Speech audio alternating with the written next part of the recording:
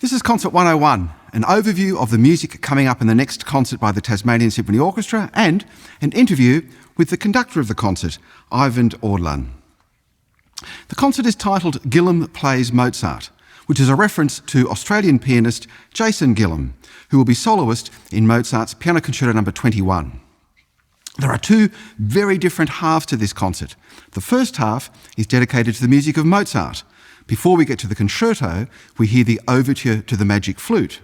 And the second half comprises a classic of 20th century music, the music for strings, percussion and celesta by Bartók. So let's make a start on the concert, commencing with the Overture to the opera The Magic Flute. This was written in 1791, the last year of Mozart's life. In fact, Mozart wrote it in his last few months. I won't go into the plot of the opera as it's not relevant to the overture, except to say that the Magic Flute on one level is an allegory of the rituals and ideals of Freemasonry. Mozart was a Freemason, as was the Magic Flute's librettist, Emanuel Schikaneder. Various layers of number symbolism pertinent to Freemasonry run through the opera, above all the number 3. We encounter this in the key of the Overture, E-flat major, which has 3 flats in its key signature. Added to that, the overture commences with 3 sustained chords, and between each chord, Mozart notates a pause, as if to emphasise the portentousness of the 3-part statement. He even includes the trombones, which were not standard orchestral instruments at this time, to underscore the seriousness of the opening 3 chords. Having said that the Magic Flute is a Masonic allegory, it also operates on another level as an escapist, adventure-filled magic opera. So it wears 2 faces, the highbrow and solemn on the one hand, and the popular and entertaining on the other. And that might explain why we encounter 2 very different moods in the overture. For after the solemnity of the chords heard at the start, Mozart introduces the main theme, which is a bouncy, upbeat tune. Now, because he's so clever, Mozart even passes this theme around the orchestra in the style of a fugue, which signifies the high-flown academic style, but he manages to keep it lightweight and jolly. That said, listen out for when the 3 chords make a return appearance later in the overture, Mozart reining in the fun and games and telling us, hey, there's something serious in this opera too. 6 years before he wrote The Magic Flute, Mozart composed the second work in the concert, the Piano Concerto No. 21 in C, K467. This was in 1785. Nowadays, we tend to think of Mozart as a composer, but in his day, he was also a performer, an exceptionally fine keyboard player, and an entrepreneur. And all of these things came together in the great series of piano concertos that he wrote for audiences in Vienna in the 1780s. He composed the music, he performed the solo part, and he organised the concerts, and with any luck, made some money. Because he wrote so many piano concertos at this time, in 1785 he wrote 3, the year before, 1784, he wrote 6. He had to keep on doing interesting things with the genre. The Viennese public was notoriously fickle, so Mozart had to keep on giving them something new. All of the Mozart piano concertos are conversational in style, but Mozart had to keep on rejigging the rules or terms of the conversation so that each concerto didn't sound the same. He had to keep his listeners interested from one concert to the next. What you'll notice in the concerto that we're going to hear, number 21, is the richness of the orchestral writing. This is a concerto which, for the first couple of minutes, sounds like a symphony. It's fully 2 minutes before the piano soloist enters. And by that time, we've heard the opening theme shared between the string and wind sections. We've heard the embellishment of that theme across subdivisions of the strings and winds, and an entirely new theme divided among the winds. On that basis, we might be forgiven for imagining that we're hearing a grand symphony rather than a piano concerto. And when the piano does enter, it insinuates itself into the orchestral conversation that is already underway. Mozart, in other words, offers a fully integrated exchange between all instruments. The mix of colours, piano, strings and winds, is perhaps nowhere more skillfully handled than in the middle movement Andante, one of Mozart's most transcendent achievements. We leave behind the opening movement's bright key of C major and move into the flat key of F, which, together with muted strings, creates a soft, shadowy effect. Into this dreamy realm, the piano picks up the gentle arabesques of the opening violin theme and weaves a line of subtle beauty. Trumpets and timpani, which had been silent in the slow movement, return for the lively finale, Allegro vivace assai, which is back in the key of C. As before, Mozart integrates the entire orchestra into the discussion and writes full and intricate parts while maintaining a transparent texture. The piano sparkles and rings every drop of potential from the simple little theme heard at the outset. As mentioned, the pianist in this concert is Jayson Gillham. Perhaps you caught his last appearance with the TSO, which was in 2021 when he performed Beethoven's fourth piano concerto. Jayson grew up in rural Queensland and has since gone on to conquer the world's leading concert and recital halls. You can read more about him in the link in the description below. After interval, we have something completely different, the music for strings, percussion and celesta by Hungarian composer Béla Bartók. This four-movement work, which was commissioned by the Basel Chamber Orchestra, was composed in 1936. Bartók, in addition to being a composer, was an ethnomusicologist. He travelled widely, recording and transcribing the folk music of a variety of peasant cultures, principally those of Hungary, Romania and Bulgaria. Your ears aren't deceiving you if in the final movement you hear folk influences behind the offbeat accents, ostinato patterns and angular melodies. So hang on to that idea as we delve deeper into this piece with TSO Chief Conductor Eivind Aadland. Eivind, I'd like to start with the title of the Bartók, Music for Strings, Percussion and Celesta, and in fact with the first word of the title, music. I mean, it's pointed, don't you think, that Bartók doesn't call this piece a symphony, he doesn't call it a suite for orchestra. Why do you think he uses the word music? I think if this had been written in a different time, it could have been called a symphony, sonata di chiesa, or even a concerto grosso or a suite.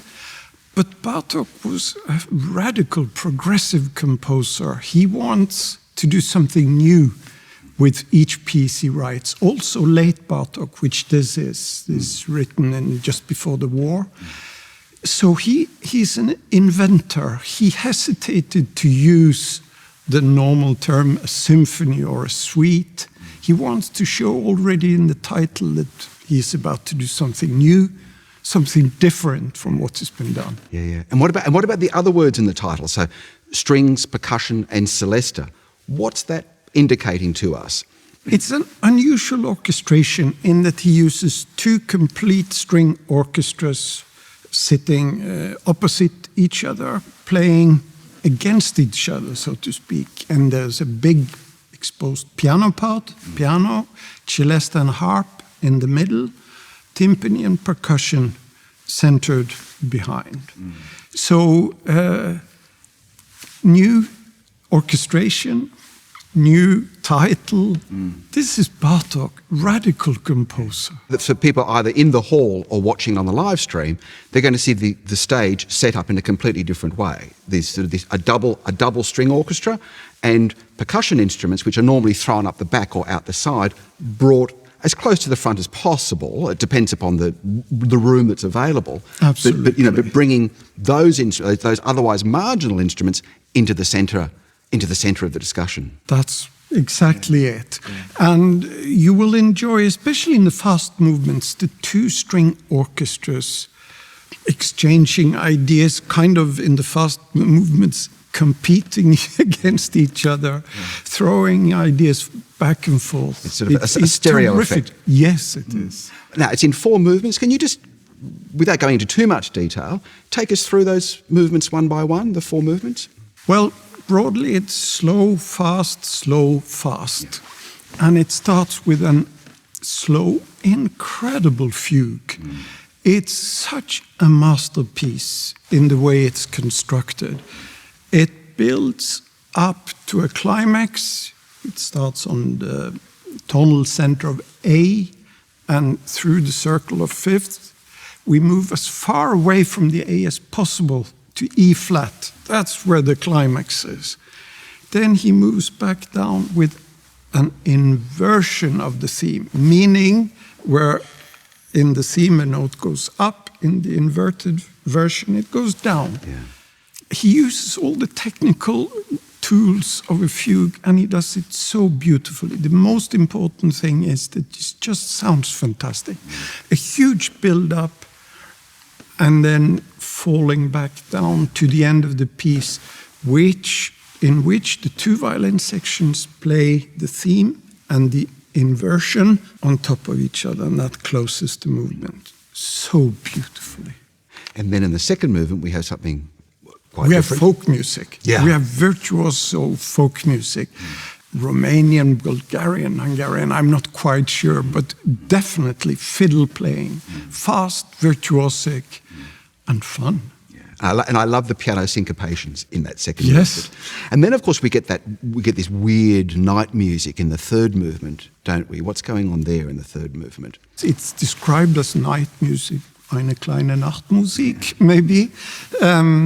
Very influenced by the Hungarian language. The opening section has this typical stress on the first beat of each syllable. So we have yadam, yadladam, tililim. This comes directly from the Hungarian language, which has the stress on the first syllable.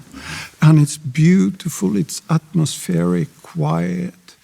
And this opening idea comes back at the end of the movement, different sections. It builds a beautiful arc, this movement. And in between each section, we hear the opening theme from the fugue, note by note, intersected between each section. Yeah, it's sort of the construction is wonderful. It's astoundingly worked out, this Yes. piece. Yeah, that theme you're referring to is from the first movement. From the first It appears in the third. And then in the fourth movement? Well, it appears also in the second In the movement. second, yes. Yeah. And in so many versions. It's hard to pick it up when you listen to it. Yes. It's there, it's part of the construction. Yeah. But don't really try to find it. You know, it's like the palindromes that are at work in this and well, Fibonacci series, it's there. It's there. But you don't need to be conscious of it to appreciate the music. But then at the very end, we get this rollicking finale, don't we? Absolutely pure joy. It's a celebration of life. It's wonderful.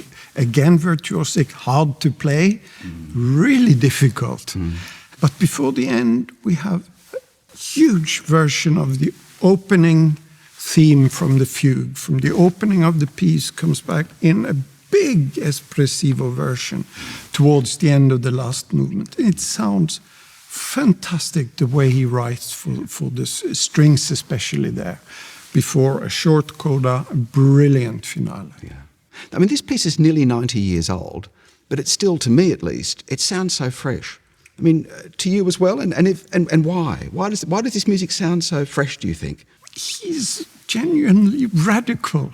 I mean, later composers like Ligeti, Lutosławski have copied from Bartók, especially from this piece, actually. So he points forward, but I don't think, let's not be afraid of it as being too modernist. I think it just sounds fantastic. I absolutely love this piece.